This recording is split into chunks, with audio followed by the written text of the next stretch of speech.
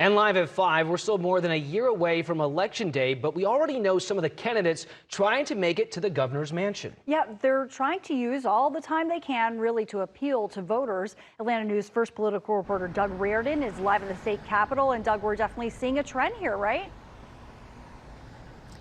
We definitely are, guys, because 4 candidates have announced. 3 of them are Democrats. That leaves this basically a primary-less race for Republicans as it stands right now. I don't think it's going to be the case, but each candidate really does have their own reason for either jumping in early or, in the case of the GOP, waiting a little while.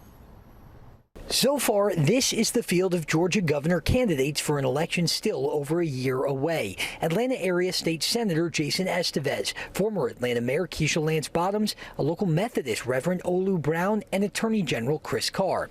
If you see a lot of blue on there, you aren't mistaken. 3 of the 4 candidates to declare already are Democrats. It is still early. Political strategist Brian Robinson says there's still plenty of time to get in the race. Democrats in a state that's run by a Republican executive office and legislature need all the time they can to appeal to voters. Republicans, especially one in particular, may have a little more time. I think what everyone on the Republican side now is waiting on is Lieutenant Governor Burt Jones to make his announcement. I think Burt Jones is just biding his time, and but we still have every anticipation that he'll get in.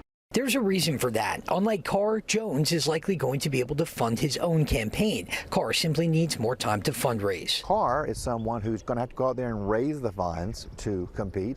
Burt Jones presumably will be able to write a check to get his campaign started from personal funds, not a luxury that Chris Carr had. Robinson thinks Jones will likely announce his run sometime shortly after a June 30th campaign finance reporting deadline. As for the others who could join the Republican field, maybe no one. Maybe the Attorney General and the Lieutenant Governor who are sparring in the governor's race for the Republican nomination. And as for those 3 Democrats, as much as we want to say that Georgia is a swing state on the national level, which it truly is, here at the state level, there hasn't been a Democratic governor in over 20 years, and all 3 of the Democratic candidates that are in the race right now are vying to become Georgia's first black governor. We're outside the state capitol. Doug Reardon, Atlanta News First.